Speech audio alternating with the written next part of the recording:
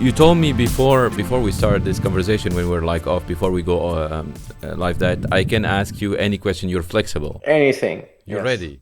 Are you ready? I'm ready. Okay. Florian, bring it on. Okay. So you talked about these tasks and what people are going to achieve, and then you study that, and from that perspective you try to answer. I love the idea, and this is we're trying hard to install this at every single question that we're asking about marketing or anything that we're doing And at it's a common Prismic. pattern, I basically. guess, in product. I don't do product, but I guess in product it's the same. In product, but also in the different the publications that we're doing in DevX, everywhere. Yeah. Like we're trying to say, like, how are we basically bringing value, and what are they trying to achieve, the people? But here's the thing: ads. Okay, when you're doing advertisement, are you trying to solve something that people are looking for? Are you trying to deliver value? So that's part of the question. The other part, which I think is related, so there is the ad part, and how do you envision ads inside of articles, or ads to get traffic the whole to the website? the whole ad, in general, okay. For bringing traffic, for acquisition? What kind of tasks in your understanding you're trying to solve here, and how will you get about understanding ads and delivering to them, or should we at all do ads in that question? And then the other part of it, which I think you had to deal with at some point, is what about catchy titles and articles that are trying to kind of grab attention? And you probably talked about like the 10 most important things that you have to do today, or these kind of catchy articles that try to bring traffic. So how do you reason about ads and these catchy articles that we see on the web? Because I like your approach, and I would like to see your reasoning about it.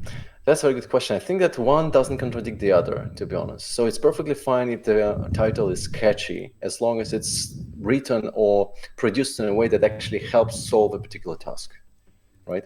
So I don't mind going to a blog or a magazine or anything that has maybe a slightly more,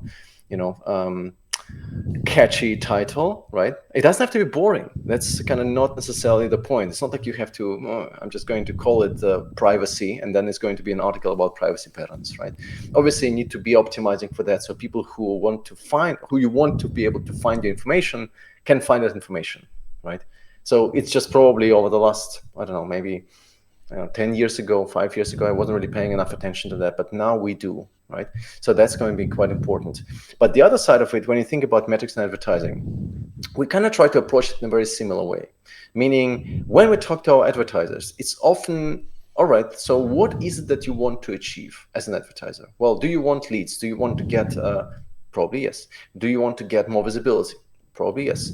Do you want to have a good reputation by the end of it? Because of course you could just have all kind of screaming ads and all kind of screaming content, right? But then it's not going to go well with our audience, because our audience is very savvy. These are people who know what the web is. They're creating the web, they're designing the web, they're building the web. So we need to produce content that very much matches the expectations and not requirements, but the demand, I would say, that this really heavy kind of techie audience has. So we need to produce content that will be relevant to them, and that will be putting you as a brand or as a company in good light.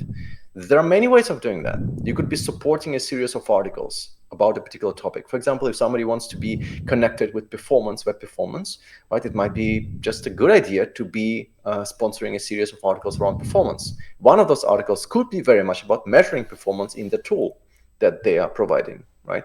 That could be framed nicely. It's not like a screaming ad somewhere, right? Mm-hmm. And we can then measure based on that, okay, how popular is that series, right? And also, well, how interesting is that? How often is it being shared, and so on and so forth, right? And I guess the most important part would be for the advertiser, just how many click outs do we get, or sign-ups or leads, right?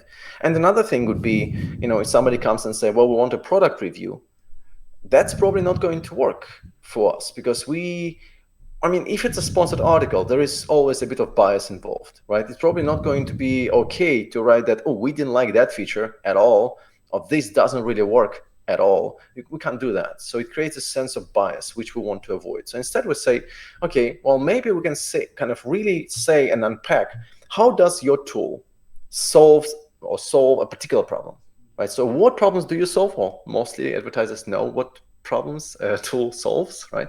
That's usually a good idea. And then we'll wrap a story around it. It might not necessarily be a product review because usually they don't perform very well, but it could be a case study from a big customer who just switched to your tool or who just switched to your service, right? Or it could be something like, oh, this is how we optimize performance. Oh, here's how we optimized SEO, right? Oh, here's how we kind of tweaked our marketing strategy to make it work So you're better. trying again to think about not your like the customer that wants to do the advertisement, but either actually the actual users. How are they going to extract value out of this?